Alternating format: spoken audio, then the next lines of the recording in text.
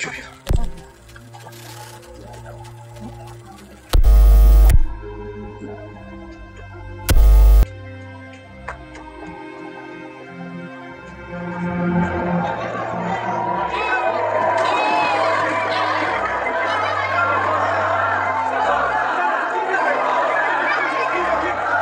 Make me feel trouble, child. Go.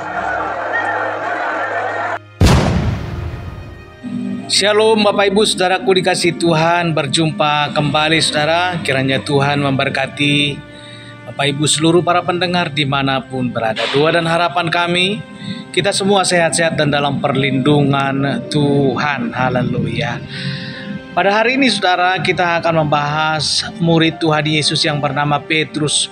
Murid yang penuh semangat tetapi rapuh saudara. Kita baca kebenaran firman Tuhan dalam Matius 16 ayat 18. Engkau adalah Petrus, di atas batu karang ini aku akan mendirikan jemaatku. Bapak Ibu sekali lagi saya ulang ya. Engkau adalah Petrus dan di atas batu karang ini aku akan mendirikan jemaatku.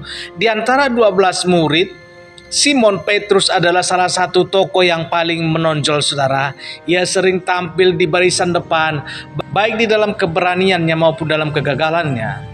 Petrus adalah sosok yang penuh semangat, cepat bertindak, tetapi juga mudah goyah ketika tekanan datang. Bapak Ibu, secara historis, nama aslinya adalah Simon, adalah anak dari Yohanes atau Yunus, dan berasal dari kota kecil Betsaida yang terletak di tepi laut Galilea.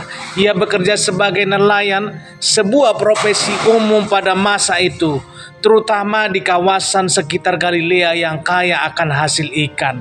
Saudaraku dikasih Tuhan, Petrus bukan seorang terpelajar. Ia tidak memiliki latar belakang pendidikan agama formal seperti ahli Taurat atau orang Farisi.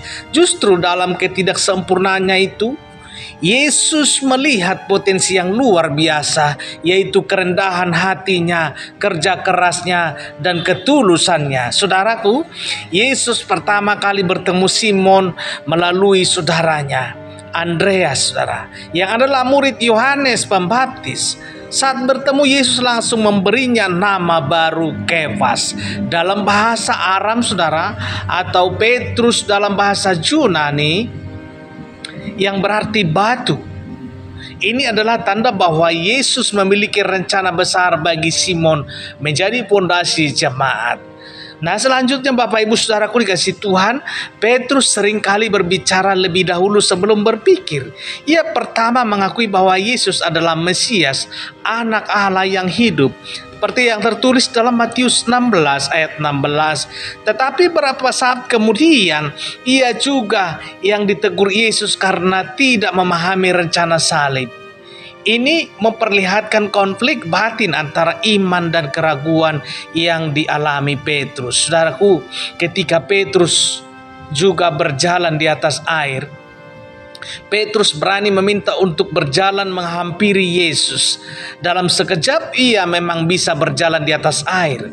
Namun ketika melihat angin dan ombak, ia mulai tenggelam.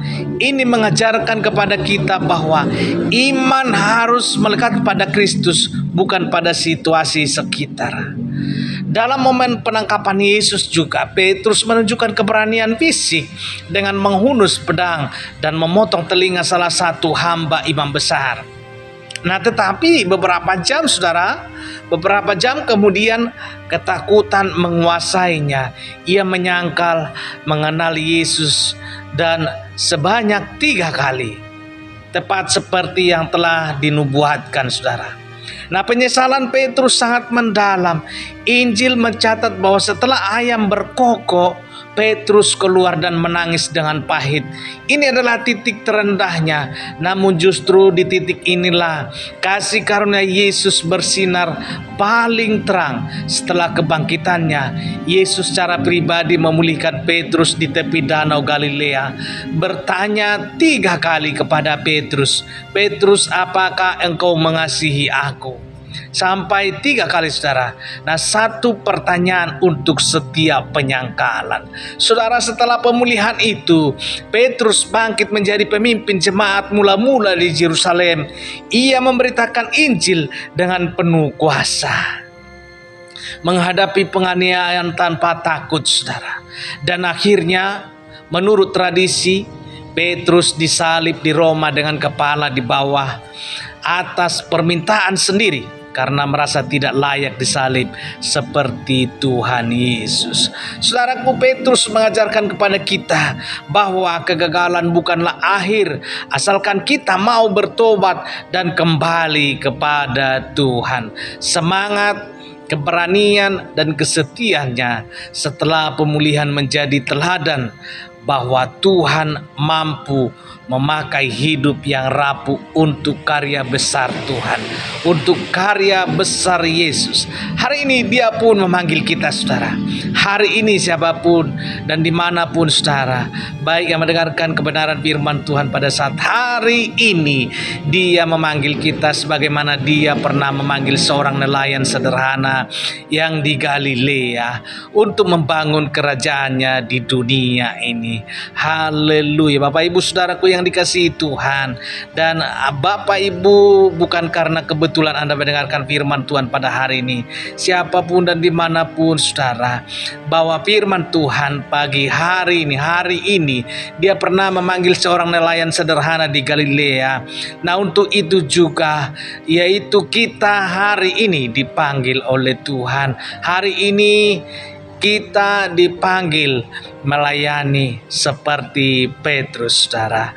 Bukan karena kebolehan dan kekuatan dan kemampuan kita, tetapi karena dalam kekurangan kita Tuhan bisa pakai dan Tuhan pergunakan sesuai dengan kehendak Tuhan. Tuhan Yesus memberkati. Bapak Ibu dikasihi Tuhan, apabila diberkati dengan video ini, Bapak Ibu silakan dukung kami, tekan tombol subscribe-nya, like, share ya Bapak Ibu, supaya banyak jiwa-jiwa mendengarkan kebenaran firman Tuhan. Setiap hari ada video terbaru dalam channel ini yang memberkati Bapak Ibu saudara dimanapun berada. Tuhan Yesus memberkati. Salam sehat, salam hebat. Kenapa disebut hebat?